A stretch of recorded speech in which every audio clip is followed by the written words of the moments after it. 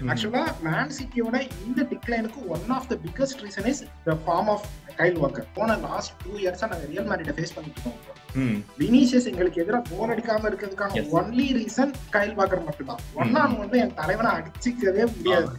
ஆனா அப்படி இருந்தவனை இப்ப யாரு வேணா தாண்டி போலாம் அப்படிங்கறது எப்படி இப்படி விழுந்தாலும் எங்களுக்கு புரியவே இல்லை bro. எல்லாருமே பாக்ஸ்குள்ள வந்து எவ்வளவு தூரம் கோல் அடிக்கணும்னு ட்ரை பண்ணுவாங்க அப்படிங்கிற சிஸ்டம் வந்து எல்லாருக்குமே தெரிஞ்சு போச்சு. ஆர்சனலை பொறுத்த வரைக்கும் அவங்களுக்கு எங்களை பத்தி நல்லா தெரியும். அவங்க செம்ம பிளானோட வந்தாங்க. அன்பார்ச்சுனேட்லி ஒரு ரெட் கார்டு வாங்கினதுனால அந்த செகண்ட் ஹாஃப் நாங்க போய் ஆடுற மாதிரி ஆயிடுச்சு. இல்லைன்னா நான் அங்கேயும் நாங்க உதவ வாங்கிட்டு வந்தோம். மேன் சிட்டி டீம் எப்படி இருக்கும்னா அது வந்து ஒரு பிளேயரை டிபெண்ட் பண்ணி இருக்காது. எப்பவுமே ம், ஒரு சிஸ்டம் டிபெண்ட் பண்ணி இருக்கும். ரைட் பிளேயர்ஸ் இருப்பாங்க, எப்ப வேணா ரீப்ளேஸ் ஆவாங்க. ம், ம், பட் இப்ப இந்த ரீசெண்டா 3 சீசன் என்ன ஆயிடுச்சுன்னா we started to more depend on rotary. அதாவது ரோட்ரி ஒரு என்ன சொன்னாரா, நான் 60 கேம் ஒரு சீசன்ல இப்ப ஆடுறேன், நான் பெப்பி கிட்ட பேச போறேன், எனக்கு ம், வந்து கொஞ்சம் ரெஸ்ட் வேணும் அப்படிங்கிற மாதிரி பேச போறேன்னா சொல்லிட்டு இருந்தான். ம். ஆனா இப்படி ஒரேடியா ரெஸ்ட் ஒரு வருஷம் காணாம போவான்னு நினைச்சு கூட பார்க்கல. பெப் வந்து இவ்வளோ மேட்ச் தாண்டி ஒரு இதுக்கு ஆன்சர் கண்டுபிடிக்காம இருக்கிறதே ரொம்ப புதுசா இருக்குது. 3வது மேட்ச்ல என்ன பிரச்சனை கண்டுபிடிச்சு புது சிஸ்டமோட உள்ள வருவாரு. அப்படி அதெல்லாம் வச்சு பார்க்கும்போது எதனால திடீர்னு இப்படி ஒரு ஆன்சரே கண்டுபிடிக்க முடியாம இருக்கிற ஒரு பெப்பை வந்து பார்க்கறதுக்கே கஷ்டமா இருக்குது. ஆனா ஹாலண்ட் மாதிரி ஒரு என்ன சொல்றது, ஹாலண்ட் வந்து நீங்க கவுண்டர் அட்டாக்ல கோல் போட்டு பார்க்க முடியாது. அவரோட பேஸ் வந்து எங்கேயுமே மேன் சிட்டி வந்து யூஸ் பண்ணது கிடையாது. அவரோட த்ரெட் வந்து பேஸ்ல இருக்குல்ல. இப்ப அந்த த்ரெட் வந்து பயங்கரமா நலிஃபை ஆயிருக்கு. அப்போ வந்து நீங்க கோல் அடிக்கிறவங்களுக்கு ஏத்த மாதிரி சிஸ்டத்தை கொஞ்சம் மாத்தி ட்வீக் பண்ணி பண்றதுக்கு பெப்பு கரெக்டான ஆள் தான். வந்து பெப்பு வந்து அவர் வாலண்டியர் நிறைய விஷயங்கள் பண்ண மாதிரி தோணுச்சு எனக்கு. அமரின் வின் பண்ணி வந்தா match. One India house R நேயர்களுக்கு வணக்கம். Welcome back to triple pass and shoot and premier லீகோட கேம் வீக் 16 ப்ரிவியூல தான் இருக்கிறோம். அண்ட் இந்த ப்ரிவியூல நம்மளோட யார் இணைஞ்சிருக்காங்க அப்படின்னு பார்த்தோம்னா மான்செஸ்டர் சிட்டி ஃபேன் விக்னேஷ் அவர்கள். வணக்கம் விக்னேஷ், எப்படி இருக்கிறீங்க? சூப்பர் ப்ரோ, நல்லா இருக்கேன். என்ன இந்த சிட்டியோட லாஸ் வந்து தூக்கி வச்சிட்டா கொஞ்சம் நல்லா இருக்கு.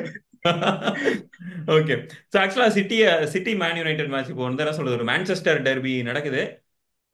மேபி லைக் என்ன சொல்றது, ரொம்ப வருஷத்துக்கு அப்புறம் ஒரு மான்செஸ்டர் டெர்பில மான்செஸ்டர் சிட்டி ஃபேன் வந்து ஒரு பதட்டத்தோட உள்ள போற மாதிரியான ஒரு நிலை இப்போ இருக்குதா இந்த மேட்ச்ல? டெஃபினட்டா ப்ரோ. அவங்க ஒழுங்கா ஆடலைங்க. இல்ல அவங்க ஆடலன்னாலும் சில இல்ல, அவங்க ஆடலன்னாலும் அட்லீஸ்ட் ஏதோ ஒரு குட்டி குட்டி டீமோட டிராவாதோ இல்ல ஒரு வின்னோ ரெஜிஸ்டர் பண்ணிடுறாங்க. இவங்களால இந்த வின் பண்றதுக்கோ இல்ல டிரா பண்றதே ஒரு பெரிய வேலையா இருக்குன்றதுக்காக நான் கேக்குறேன் மேன் சிட்டிக்கு. ஏன்னா கண்டினியூஸா ஒரு என்ன சொல்றேன், நான் ரீசெண்டா ஒரு வீடியோ பார்த்தேன். ஒரு 2 நாளைக்கோ சம்திங் ட்விட்டர்ல பார்த்தேன். பிரைம் மான்செஸ்டர் சிட்டி எப்படி இருந்தது அகைன்ஸ்ட் ஆர்சனல், அந்த சானையோட ஒரு கோல் பார்த்தேன். அப்படி ஒரு இது, அந்த ரிதமா இருக்கட்டும், ஒன் டச் பாஸ் டக் டக் டக் டக்னு போயிட்டு எவ்வளவு பெரிய டிஃபென்ஸா இருந்தாலும் அசால்ட்டா பெனிட்ரேட் பண்ணி போற ஒரு டீமா இருந்த மான்செஸ்டர் சிட்டி இப்போ கோல் போடுறது எப்படின்னு தெரியாதுன்ற மாதிரி இருக்கிறாங்க. அட் த சேம் டைம் டிஃபென்சிவா இருக்கட்டும் அதுலயுமே நிறைய லேப்ஸ் இருக்கிற மாதிரி தெரியுது. கோல் கீப்பிங் ஒரு பெரிய பிரச்சனை இருக்கு இப்போ உங்களுக்கு. அஃப்கோர்ஸ் எடர்சன் இல்லாம இருக்கிறது பாசிட்டிவா இருக்கா நெகட்டிவ்? ஃபர்ஸ்ட் அந்த கோல் கீப்பர் இஷ்யூல இருந்து ஆரம்பிக்கலாம்னு நினைக்கிறேன். எடர்சன் இல்லாம ஒர்டேகாவோட சாய்ஸ் எப்படி பாக்குறீங்க நீங்க? ப்ரோ ஆக்சுவலா என்னோட ஒப்பீனியன் நீங்க கேட்டீங்கன்னா எடர்சன் தான் first choice. Is the best for us இது வரைக்கும். ஏன்னா ஒரு கோல் கீப்பிங்கை பொறுத்த வரைக்கும் ஸ்டாப்பேஜ் இதை ரிஃப்ளெக்ஸஸ் தவிர்த்து பாசிங்கும் ரொம்ப ரொம்ப முக்கியமா இருக்கும். அதுல வந்து எடர்சன் வந்து he is the best in the world. அது கரண்ட் இந்த ஜெனரேஷன்ல he is the best in the. So அவன் நிறைய சான்சஸ் கிரியேட் பண்ணி ஒழுங்கா பாஸ் பண்ணி அந்த கரெக்டான டைம்ல வந்து அவன் வந்து இந்த மாதிரி ரிஃப்ளெக்ஸஸ் எல்லாம் யூஸ் பண்ணி அவன் பண்றது வந்து நல்லா இருந்துச்சு. பட் ஆனா அவனுக்கு இப்போ ஒரு மென்டாலிட்டி ப்ராப்ளம் என்னன்னு தெரியல. ஸோ அவனோட ஸ்டாப்பேஜ் ரொம்ப ரொம்ப மோசமாயிடுச்சு ப்ரோ. அதனால நாங்க ஆர்டெகா கொண்டு வந்தோம். ஆர்டெகா ஓகே, அவன் வந்து ஹீஸ் அ டீசென்ட், பட் அவன் வந்து he's not a top notch. ஏதோ அந்த டோட்டல் வந்து அவன் ஸ்டாப் பண்ணிட்டான் அப்படிங்கிறதுனால அவன் ரொம்ப லைன் லைட் பட்டானே தவிர்த்து. ஆனா அவனால நாங்க நிறைய சஃபர் பண்ணிருக்கோம். எக்ஸாம்பிளுக்கு நாங்க இந்த ட்ரிபிள் சீசன்ல கரபோ கப்ல சவுத்தாம்ப்டன் கிட்ட தோத்ததுக்கான முக்கிய காரணமே ஸ்டெஃபன் ஆர்டெகா. ஓகே, பட் ஆனா சரி இப்ப வந்து எடர்சன் இந்த மாதிரி இருக்கானே அப்படின்னு சொல்லிட்டு நாங்க ஆர்டெகா வந்து இப்ப யூஸ் பண்ற மாதிரி இருக்கு. பட் என்ன கேட்டீங்கன்னா Ortega is not a very good option for us. But எங்களுக்கு வேற ஆப்ஷன்ஸே இல்ல. சோ நாங்க எடர்சனை நாங்க ரொம்ப மிஸ் பண்றோம். Okay, right right. And at the same time defensive line உங்களுக்கு என்ன த்ரூ அவுட் த கடைசி சில ஆண்டுகளா வேணும்னா கைல் வாக்கர் வந்து one of the best right backs அப்படின்ட்டு சொல்லிட்டு இருந்தோம் நம்ம. அண்ட் பலர் வந்து என்ன சொல்றது, கிரேட்டஸ்ட் ரைட் பேக் இந்த பிரீமியர் லீக் இரால பெஸ்ட் ரைட் பேக் வந்து கைல் வாக்கரா தான் இருக்கும் எவர் அப்படின்ற ஒரு ஷவுட்ஸும் இருந்தது அவர்கிட்ட. பட் ஆனா இப்போ வந்து அந்த ஒரு பேஸ் அவர்கிட்ட இருந்த மாதிரி தெரியல. அவரை ஈஸியா எல்லாரும் தாண்டி போறாங்க. அப்கோர்ஸ் அவர்கிட்ட நிறைய பிரச்சனைகள் இருந்தது. ஆனா அந்த பிரச்சனைகளை வந்து அவர் அந்த அவரோட பேஸை வச்சு பூசி மொழிகிட்டு இருந்தாரு. ஆனா இப்போ அந்த ஆமா. பிரச்சனை வந்து கொஞ்சம் எக்ஸ்போஸ் ஆக ஆரம்பிக்குதோ அப்படின்ற மாதிரியான ஒரு ஃபீலிங் எனக்கு இருந்தது பர்சனலி. எனக்கு லைக் அப்கோர்ஸ் அது ஒரு மேன்செஸ்டர் சிட்டி ஃபேனா இல்லைன்னா என்னை விட மேன்செஸ்டர் சிட்டி அதிகம் ஃபாலோ பண்ற ஒரு ஆளா நீங்க அதை எப்படி பாக்குறீங்க கைல் வாக்கரோட பொசிஷனை? ஆக்சுவலா இதுக்கு வந்து ஒரு எக்ஸாம்பிள் கொடுக்கணும்னா, இப்போ போன லாஸ்ட் 2 இயர்ஸா நாங்க ரியல் மேட்ரிட ஃபேஸ் பண்ணிட்டு இருக்கோம் ப்ரோ. வினிசியஸ் எங்களுக்கு எதிராக கோல் அடிக்காம இருக்கிறதுக்கான ஒன்லி ரீசன் கைல் வாக்கர் மட்டும்தான். 1-on-1 என் தலைவனை அடிச்சுக்கவே முடியாது. ஆனா அப்படி இருந்தவனை இப்ப யாரு வேணா தாண்டி போலாம் அப்படிங்கறது எப்படி இப்படி விழுந்தாலும் எங்களுக்கு புரியவே இல்லை ப்ரோ. ஆக்சுவலா மேன் சிட்டியோட இந்த டிக்ளைனுக்கு one of the biggest reason is the form of Kyle Walker. ஏன்னா கைல் வாக்கர் வந்து அந்த ரைட் பொசிஷன்ல வந்து நாங்க வந்து ஆக்சுவலா எங்க கிட்ட வந்து 2 அகாடமி பிளேயர்ஸ் இருந்தாங்க, யான் கோட்டோ அண்ட் இசா கரோபே அப்படின்னு சொல்லி 2 பேர் இருந்தாங்க.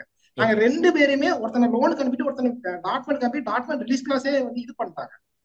ஏன்னா எங்களுக்கு கைல் வாக்கர் இருக்கா, எங்களுக்கு அது போதும். அது போக நாங்க ரிக்கோ லீவிஸ் வச்சு ஆக்சுவலா ரிக்கோ லீவிஸ் நான் தனியா பேசுறேன். கைல் வாக்கர் இருக்கான் அப்படிங்கிற தைரியத்துல தான் நாங்க உள்ளே வந்தோம். பட் அவன் ஆக்சுவலா இந்த மேட்ச்ல 9 மேட்சஸ்ல அவன் இறங்கின எல்லா மேட்சுமே எங்களுக்கு பயங்கரமா இதாயிருச்சு, அஃபெக்ட் ஆயிருச்சு. அது எனக்கு தெரிஞ்சு அவனுக்கு வந்து பர்சனல் ரீசன்ஸ் நிறைய போயிட்டு இருக்கு, அந்த ஃபேமிலி அந்த இந்த விஷயம் அதனால நிறைய பிரச்சனை இருக்கு. சோ மென்டலி அதனால அவன் அஃபெக்ட் ஆயிட்டானா என்னன்னு தெரியல. And also he is 34. அவனை வந்து லாஸ்ட் இயரே நாங்க பையனுக்கு விட்டுக்கணும். பெப்பு போய் அவனை டின்னருக்கு எல்லாம் கூட்டிட்டு போய் அவனுக்கு எப்படியாச்சும் பேசி வாப்பான்னு சொல்லி கூட்டிட்டு வந்து இப்போ we are suffering because of. Okay. மற்றபடி இந்த சென்ட்ரல் பேங்க் அதெல்லாம் எப்படி பாக்குறீங்க? ஏன்னா ரூபன் டியாஸ் வந்து உங்களுக்கு அப்கோர்ஸ் என்ன 3-4 வருஷத்துக்கு முன்னாடி ரூபன் டியாஸ் இருந்த அந்த டாமினன்ஸோ இல்லை அவர் காட்டின டாமினன்ஸோ இப்போ இருக்குதான்னு கேட்டா அதுவும் ஒரு பிரச்சனையா இருக்கு. இப்போ நான் என்ன பாக்குறேன் அப்படின்னா, உங்களுக்கு இந்த திடீர் all of a sudden Kyle Walker out of form ஆகிறதா இருக்கட்டும், இல்லை ஆல் ஆஃப் அ சடன் எடர்சனுக்கு கஷ்டப்படுறதா இருக்கட்டும், all of a sudden Ruben Dias John Stones மாதிரியான பிளேயர்ஸ் வந்து கொஞ்சம் ரொம்ப கஷ்டப்படுறாங்க அப்படின்ற ஒரு விஷயமா இருக்கட்டும், இது எல்லாமே ஒருவேளை இந்த சிஸ்டம் வந்து எல்லாரும் கொஞ்சம் கிராக் பண்ண ஆரம்பிச்சிட்டாங்க அந்த மாதிரி பார்க்கலாம். அந்த மாதிரி கிராக் பண்ண ஆரம்பிச்சிட்டதால தான் இவங்க எல்லாரும் அவங்களோட ஃபார்ம் வந்து டிப்பான மாதிரி தெரியுது அப்படின்ற மாதிரி எடுத்துக்கலாமா அதை? ஆக்சுவலா மேன் சிட்டியை வந்து ஸ்டாப் பண்ணணும்னா let's go for a low block. அது வந்து எல்லாருக்குமே தெரிஞ்ச விஷயம் ஆயிடுச்சு. அண்ட் அவங்க வந்து சீசன் லைக் ரொம்ப ப்ரெடிக்டபிள் ஆக ஆரம்பிச்சிட்டாங்க. அது உண்மை, அது ஒத்துக்கிட்டு தான் ஆகணும். ஏன்னா மேன் சிட்டி வந்து நல்லா ஹை பிரஸ் பண்ணுவாங்க. அவங்களோட விங் பேக்ஸை யூஸ் பண்ணி அவங்க வந்து உள்ள புஷ் பண்ண ட்ரை பண்ணுவாங்க, அக்ரெசிவா இருப்பாங்க. அவங்களோட எல்லாருமே பாக்ஸ்குள்ள வந்து எவ்வளவு தூரம் கோல் அடிக்கணும்னு ட்ரை பண்ணுவாங்க அப்படிங்கிற சிஸ்டம் வந்து எல்லாருக்குமே தெரிஞ்சு போச்சு. இப்போ இந்த சீசன்ல நீங்க பாத்தீங்கன்னா ஆக்சுவலா நாங்க வந்து உல்ஃப்ஸ் கிட்டையும் ஃபுல்ஹாம் கிட்டையும் நாங்க வந்து ஜெயிச்சிருக்கவே கூடாது. பட் அது வந்து John stones at the right time the right place இருந்தனால உல்ஃப்ஸ் கிட்ட ஜெயிச்சோம். ஃபுல்ஹாம் அவங்க சான்ஸை போட்டு விட்டாங்க. அதனாலதான் அந்த 2 கேம் வந்து எங்களுக்கு வந்து வின் ஆச்சு, இல்லைன்னா அது டிராவா இருக்க வேண்டிய கேம். அண்ட் ஆர்சனலை பொறுத்த வரைக்கும் அவங்களுக்கு எங்களை பத்தி நல்லா தெரியும். அவங்க செம்ம பிளானோட வந்தாங்க. அன்பார்ச்சுனேட்லி ஒரு ரெட் கார்டு வாங்கினதுனால அந்த செகண்ட் ஹாஃப் அந்த மாதிரி ஆடுற மாதிரி ஆயிடுச்சு. அதே ஜான் ஸ்டோன்ஸ் அதே right place at the right time எங்களுக்கு டிராவ் ஆயிடுச்சு அந்த மேட்ச். இல்லைன்னா நான் அங்கேயும் நாங்க உத வாங்கிட்டு வந்திருக்கோம். ஆக்சுவலா இந்த 9 மேட்சஸ் நாங்க ஃபர்ஸ்ட் தோக்காம வந்ததுக்கான மெயின் ரீசனே ஒன்னு ஹோம் கிரவுண்ட் அட்வான்டேஜ் இருந்துச்சு. அதுக்கடுத்ததான் என்ன இருந்துச்சுன்னா எங்களோட டிஃபென்சிவ் லைன் அப்ஸ்ல அக்கஞ்சி இருந்தா, அக்கே வந்து ஐ திங்க் லைட்டா இன்ஜூர்ட் ஆகி அந்த மாதிரி போயிட்டு வந்து இருந்தான்னு நினைக்கிறேன். இப்போ கூட நாட்டிங்ஹாம் ஃபாரஸ்ட்ல நாங்க வந்து வின் பண்ணதுக்கான காரணம் வந்து அக்கேவும் அக்கஞ்சியும் கரெக்டா ஃபார்முக்கு வந்தாங்க. கரெக்ட் அந்த கேம் அவ்வளவு சூப்பரா இருந்துச்சு. அதாவது டெக்னிக்கல் வேற அங்க 1-2 பண்ணாங்க. பட் அது ஒரு டீம் ஓகே இதுங்க பழைய மேட்சஸ் டீம் மாதிரியே இருக்கு அப்படிங்கிறப்ப நாங்க கொஞ்சம் ஃபீல் பண்ணோம். ஆனா கரெக்டா மேட்ச் முடிகிற டைம்ல அக்கஞ்சி தொடைய பிடிச்சிட்டு உட்கார்ந்தது எனக்கு போச்சுனா நம்ம திருப்பியும் ஆரம்பிக்க போறோம் அப்படின்னு. அதே மாதிரி ஃபர்ஸ்ட் ஹாஃப்ல அக்கஞ்சியை வெளியெடுத்தாங்க, நல்லா தான் விளையாண்டுட்டு இருந்தா, எதுக்குடா இப்ப கைல் வாக்குறதுக்குள்ள கூட்டிட்டு வரீங்க அப்படிங்கிற பயமும் எங்களுக்கு இருந்துச்சு. அதுக்கப்புறம் தான் செஞ்சது ஓகே அக்கஞ்சி வந்து ஏற்கனவே இன்ஜூர்ல தான் இருக்கான், இவனை ஆட வச்சு இன்ஜூர் ஆக்கிட்டாங்க, அக்கேவும் க்ளோஸ் அப்படின்னு தெரிஞ்சதும் எல்லாமே ரூபன் டியாஸ் மேல இருந்துச்சு. ரூபன் டியாஸ் வந்து அவன் பாக்ஸ் டு பாக்ஸ் டிஃபென்ஸ்ல அவன் வந்து கிங். இப்போ அவன் நல்லா தான் டிஃபெண்ட் பண்றான். பட் ஆனா அவன் கிட்ட பேஸ் கிடையாது ப்ரோ. அவன் பாலை மிஸ் பண்ணிட்டானா அவனை தாண்டி போய் அடிக்கிறது ரொம்ப ஈஸி. சோ லிவர்பூல்ல நாங்க அதை ஃபேஸ் பண்ணோம். ஒரு சின்ன தப்பு நடந்துச்சு, கைல் வாக்கறத போட்டு விட்டா, ரூபன் டியாஸை போட்டு விட்டா, அழகா பெனிட்ரேட் பண்ணிட்டு போனாங்க. அது இதாச்சு, ஃபவுல் ஆச்சு, பெனால்டி போச்சு, கோல் ஆயிடுச்சு. சோ எங்களுக்கு டிஃபென்சிவ்ல ரொம்ப ப்ராப்ளம் இருக்கு. அண்ட் ஆல்சோ குவார்டியோல் வந்து ஒரு 2 மேட்ச்ல நிறைய தப்பு பண்ணான். அவனும் கிளினிக்கல் எரர் 70 இருக்கு. அவன் வந்து ஓகே கோல் ஸ்கோர் பண்றான், முன்னாடி ஃபார்வர்டா எடுத்துட்டு போறான், நேரவா பிளே பண்றான், அதெல்லாம் ஓகே. பட் டிஃபென்சிவ்ல ஹி இஸ் வீக். அது வந்து உண்மை. அதுவும் ஒரு எங்களுக்கு ஒரு பிரச்சனை ஆயிடுச்சு. அதனாலதான் நாங்க ஸ்போர்ட்டிங் கிட்ட ஃபயன்வுட் கிட்ட எல்லாம் தோத்ததுக்கு that's one of the reason. So அந்த குவார்டியோல் வந்து நிறைய மிஸ்டேக்ஸ் பண்றான். அதுதான் பெப் என்ன அட்ரஸ் பண்ணிருந்தானா, அவன் சின்ன பையன் இனிமே கத்துக்குவான் அப்படின்னு சொன்னான். பட் இப்ப இருக்க சிச்சுவேஷன் அது எங்களுக்கு ரொம்ப உதவாங்க. அதனால மிகப்பெரிய ப்ராப்ளமாவே இருக்குதுன்னு நினைக்கிறேன். அண்ட் கடைசி 2 பேர்ட்டையுமே நான் கேட்கணும்னு நினைக்கிறேன். ராட்ரியோட ஆப்சன்ஸ் வந்து இந்த ஒரு மேன் சிட்டியோட அந்த கரண்ட் ஃபார்மோட நம்ம எந்த அளவுக்கு ஒப்பிட்டு பார்க்க முடியும்னு நினைக்கிறேன். ஏன்னா நான் நான் பர்சனலா ஒரு மேபி லைக் என்ன சொல்றது, ஒரு செல்சி ஃபேனா அந்த இதை எடுத்துக்கிறேன்னு நினைக்கிறேன்.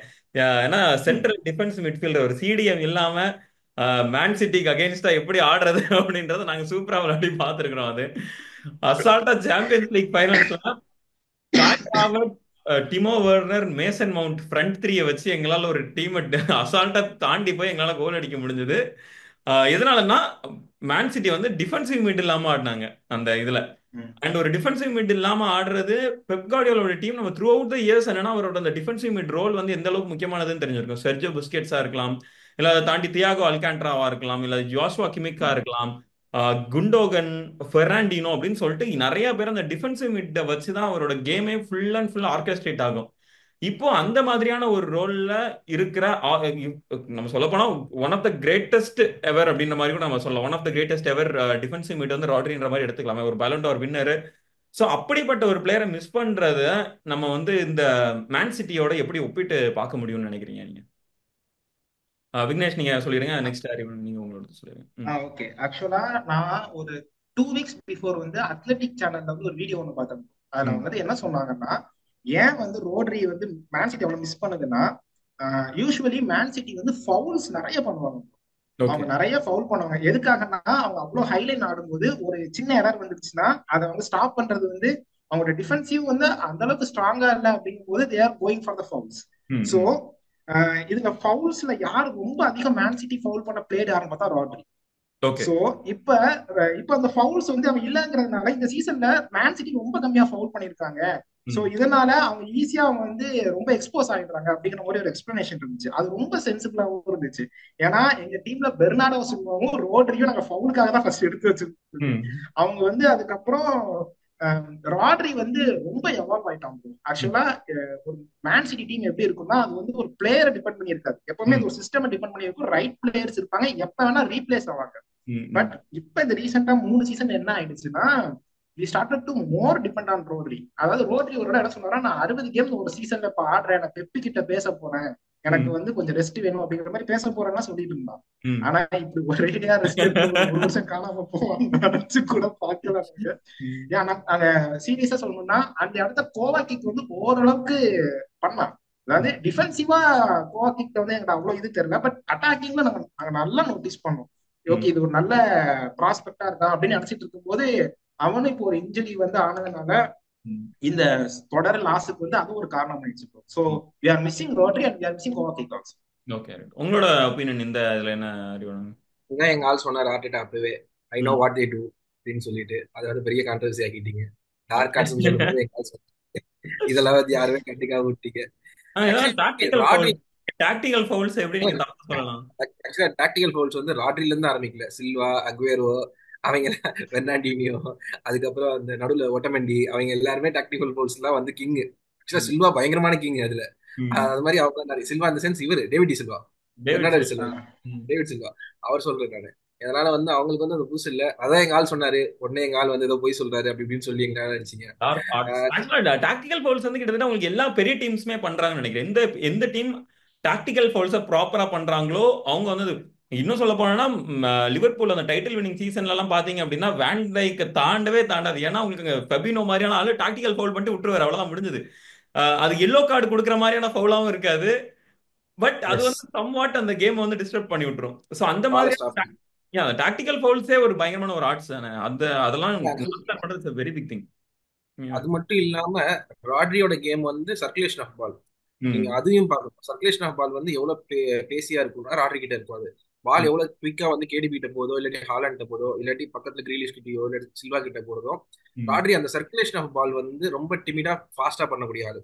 அது பயங்கரமா லேக் ஆகுது. இப்ப நீங்க அன்னைக்கு யுவென்டஸ் மேட்ச் கூட பாத்தீங்கன்னா, குண்டகன், கிரீலிஷ், அதுக்கப்புறம் சில்வா, இவங்க 3 பேர் காம்போல தான் எல்லாமே நடந்திருக்கும். சுத்தி சுத்தி அவங்களோட பெஸ்ட் சான்சஸ் எல்லாமே அவங்க 3 பேர் காம்போல வந்து பால் குயிக்கா சர்க்குலேட் இருக்கும். அதுக்கப்புறம் டோக்குக்கு கீழே கிரீலிஷ் ஒரு பால் போட்டிருப்பாரு. அது மாதிரி அந்த பாலோட சர்க்குலேஷன் வந்து பயங்கர ஸ்பீடா இருக்கிறது வந்து டக்குனு இந்த ஆப்போனண்ட் வந்து கேட்ச் பண்ணிடும். அது வந்து பயங்கரமா மிஸ் ஆகுது. இப்ப என்னன்னா, நீங்க இன்னொரு முக்கியமான விஷயம், 8 தோத்தாலுமே 8 மேட்ச்லயும் வந்து தேவர் கிரியேட்டிங் சான்சஸ். அது ஒரு முக்கியமான விஷயம். அந்த சான்சஸ் எல்லாமே கிரியேட் பண்ணிட்டு தான் இருந்தாங்க. அந்த பிளேயர்ஸ் வந்து ராட்ரியோட எபிலிட்டியை வந்து அந்த ராட்ரியோட பிரைமோட இங்க யாருமே இல்லைனாலுமே அவங்க கேம் ப்ராசஸ் ஒழுங்கா தான் இருந்துச்சு. என்ன பினிஷஸ் வந்து பயங்கர மோசமா இருந்துச்சு. ஹாலண்ட் வந்து ஃபார்ம்ல இல்லைன்னு சொல்லலாமோ, இல்லாட்டி கரெக்டான அவருக்கு ஏற்ற மாதிரி சான்சஸ் அமையலன்னு சொல்லலாமோ. அந்த மாதிரி இருந்தாலுமே வந்து Pep team are doing what they are doing. என்ன அது நடந்துட்டு தான் இருந்துச்சு, சுத்தி நடந்துட்டு தான் இருந்துச்சு. கோல்ஸ் எல்லாமே மிஸ்டேக்ஸ்ல போச்சு. அது ஒண்ணு முக்கியம். அது வந்து என்ன சொல்றது, பேட் லக்கு. அது ஆனா 8 கேம் போகும்போது பேட் லக்னு சொல்ல முடியாது. கன்சிஸ்டன்டா அவங்க ஃபார்ம்ல இல்லைன்னு சொல்லக்கூடாது. Coming back to Man United versus Man City, அந்த மேட்சுக்கு வரும்போது எனக்கு மேன் யுனைடெட் ஜெயிச்சிருவாங்க தான் தோணுது இந்த வாட்டி. வந்து ஹாய்லாண்டு அவங்க வந்து என்ன சொல்றது, அவங்க கிட்ட நிறைய மிஸ்டேக்ஸ் இருக்கு. ஒன்னா மிஸ்டேக் பண்ணதெல்லாம் பார்ப்போம், இண்டிவிஜுவலா நிறைய எரர்ஸ் வரும்.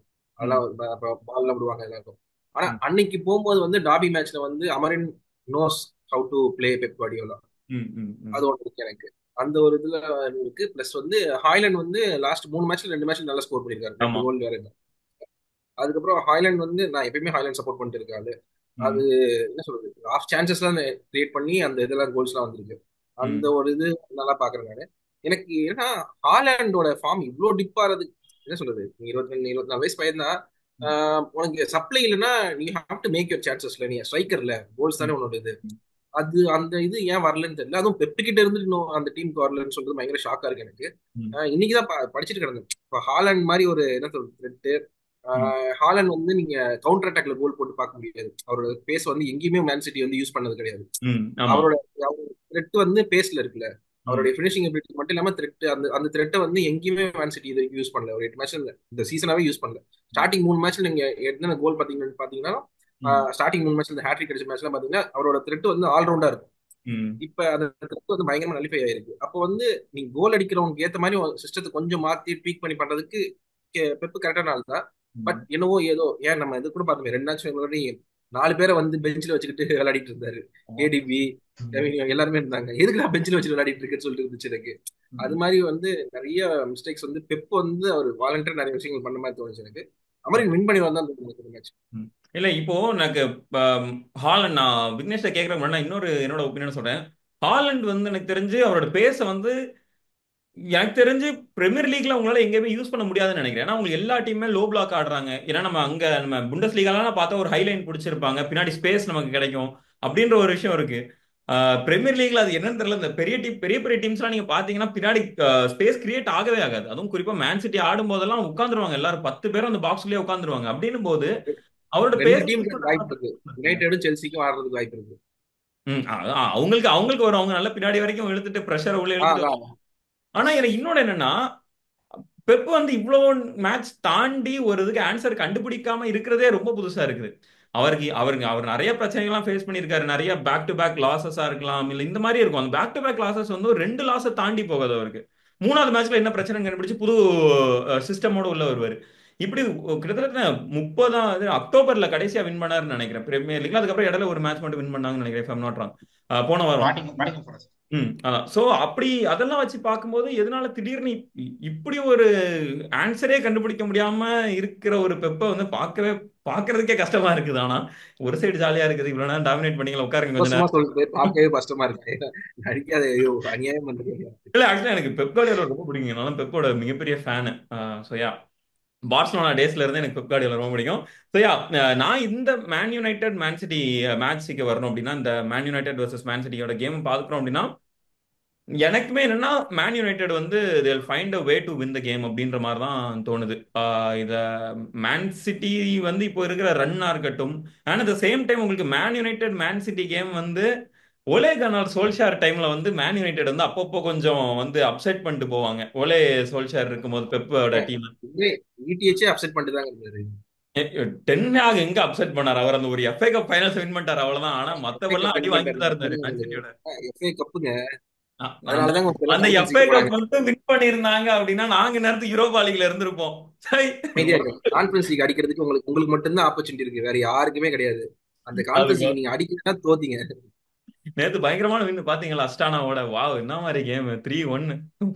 எனக்கு ஆக்சுவலி அஸ்தானா யாரு செல்சி யாருன்னே தெரியல எனக்கு. எனக்கு அப்படிதான் கசகிஸ்தான் இருந்துச்சு. டீம். கசகிஸ்தான்ல இவ்வளவு ஸ்னோயி நைட்ல நாங்க ஆடினோம் தெரியுமா? இவ்வளவு அழகா இருந்தது அந்த கேம் பாக்குறதுக்கு. பாமர்லாம் அனுப்பி மாட்டேன், இதான் வச்சிருப்பீங்க. கோல்டு பாமருங்க. இப்ப போனா நல்லது இருக்காது. Winter season. ஐயோ அந்த பேரை மட்டும் சொல்லாதீங்க. அவர்தான் விட்டாங்கல்ல. இல்ல, அது இப்ப ரீசெண்டா வேற ஒண்ணு படிச்சேன். ரோமியோ லாவியா வந்து லாவியா மேல ஐயோ, மான்செஸ்டர் சிட்டி கட்டுறாங்கன்ட்டு. ரெண்டாவது பேர் யாரு? கடவுள. சரியா? சிட்டி சிட்டிக்கு அந்த, எங்க? ஏன்னா சிட்டியோட யூத் தானே ஆக்சுவலா லாவியாலாம். சிட்டியோட அகாடமி ப்ராஸ்பெக்ட் தான் அவன். நாங்க திருப்பி 100 வச்சிருந்தோம். மில்லியன் கொடுப்பாங்க போறீங்க சவுத்தாண்டம் அடிக்கிறதுக்கு. கொடுக்கும்போது சவுத்தாண்டம் கொடுக்கும்போது நாங்க வந்து இது பைபேக் கிளாஸ் வச்சு கொடுத்துருந்தோம். அவன் ப்ளே பண்ண ஸ்டைல்லாம் பார்த்து சரி கண்டிப்பா எடுத்துருவாங்கன்னு நினைச்சிட்டு இருந்தோம் bro. ஆனா என்ன நினைச்சானுங்கன்னு தெரியல. நாங்க செல்லான் கிளாஸ்ல போயிட்டு செல்சிட்ட இருந்து காசு வாங்கிக்கிறோம்னு சொல்லி விட்டாங்க. இப்போ அவன் இருந்திருந்தா கூட நாங்க ஓரளவுக்கு பேலன்ஸ் பண்ணிருப்போம். ம்.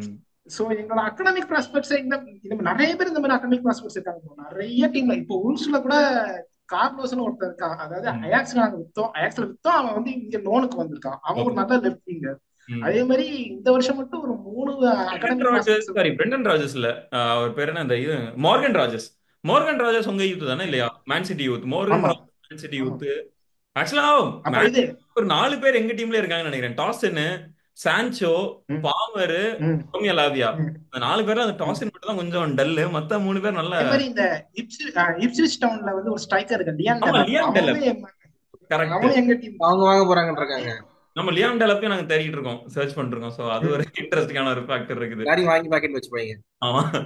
ஓகே, சோ மத்த டீம்ஸ்க்கு மூவ் ஆகிறதுக்கு முன்னாடி கடைசியா விக்னேஷ், உங்களோட ப்ரெடிக்ஷன் என்ன? இந்த Man United Man City game வந்து எப்படி இருக்க போகுதுன்னு நினைக்கிறீங்க? ஏன்னா உங்களுக்கு ஆக்சுவலா ரூபன் ஆமரிமோட கடைசி மேட்ச், அந்த ஸ்போர்ட்டிங்கோட கடைசிக்கு முந்தின மேட்ச் வந்து மேன் சிட்டியோட வின் பண்ணிட்டு போனாரு. சோ அந்த ஆமா. மேட்சையும் கன்சிடர் பண்ணி அண்ட் இந்த Man United Man city match எப்படி இருக்க போகுதுன்னு நினைக்கிறீங்க? ஆக்சுவலா ரூபன் அமோனிம் வந்து இப்போ வந்து அவர் வந்து மேன் சிட்டிக்கு வந்து மேன் யுனைடெடுக்கு வந்து ஓரளவுக்கு செட் ஆயிட்டாருன்னு தான் தோணுது.